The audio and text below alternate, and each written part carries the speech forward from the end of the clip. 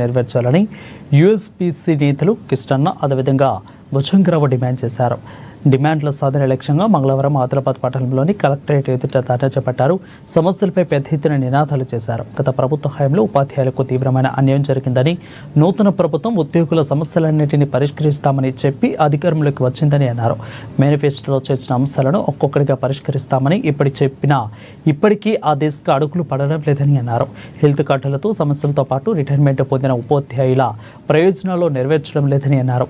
ఇచ్చిన హామీలను తక్షణమే అమలు చేయని పక్షంలో ఈ నెల 23వ తేదీన ఇందిరా పార్క్ వద్ద జరిగే మహాధర్నాకు వేలాది మంది ఉపాధ్యాయులు పాల్గొంటారని హెచ్చరించారు. గత ప్రభుత్వం తెలంగాణ రాష్ట్రంలో విద్యారంగానికి సంబంధించినటువంటి అనేక సమస్యలు పేరుకునేటటువంటి పరిస్థితి తీసుకొచ్చింది. మరి ఈ ప్రభుత్వం ఈ సమస్యలన్నింటినీ కూడా పరిష్కరిస్తామని చెప్పి అధికారంలోకి వచ్చి ఇప్పటికి దాదాపు 1.5 సంవత్సరాలు గడిచిన మరి ఉపాధ్యాయులకు సంబంధించినటువంటి అనేక సమస్యలు ఇప్పటికీ పేరుకుపోయి ఉన్నాయి. సిపిఎస్ రద్దు చేసి ఓపీఎస్ను ఇస్తామని చెప్పేసి తమ మేనిఫెస్టోలో పెట్టుకొని కూడా ఇప్పటి వరకు దాని మీద ఎటువంటి ప్రకటన చేయకపోవడం, లేదా సిపిఎస్ను రద్దు చేయనటువంటి ప్రకటనలో భాగంగా ఎలాంటి చర్య తీసుకోకపోవడం అనేది కూడా ఇది సరైనది కాదు. అదే సందర్భంలో మరి ఉపాధ్యాయులకు సంబంధించినటువంటి అనేక పెండింగ్ బిల్లులు ఇప్పటికి కూడా పెండింగ్లోనే ఉన్నాయి.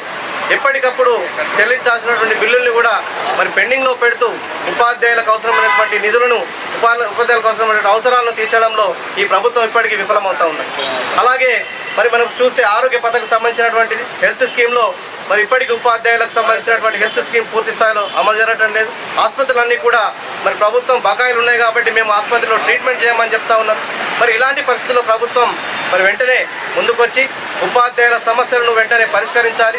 మరి ఎప్పటికప్పుడు ఉపాధ్యాయులకు పెండింగ్ బిల్లులను చెల్లించాలి. అదే రకంగా పీఆర్సీ విషయంలో తీసుకుంటే మరి ఇప్పటికీ పీఆర్సీ పీరియడ్ పూర్తయినప్పటికీ కూడా మరి గడువు కాలం పూర్తయినా కూడా పీఆర్సీని అమలు చేయకుండా మరి ఇప్పటికీ తాత్సారం చేస్తూ ఉన్నారు. అలాగే ఐఆర్ను కూడా 5% ఇచ్చి మరి ఆనాడే ఉద్యోగులకు అన్యాయం చేశారు. ఇప్పటికీ పీఆర్సీని అమలు చేయకపోవడం వల్ల మరి ఉద్యోగులు ఎంతో నష్టాన్ని భరించాల్సిన పరిస్థితి ఉంది. కాబట్టి ఈరోజు మేము డిమాండ్ చేస్తూ ఉన్నాం.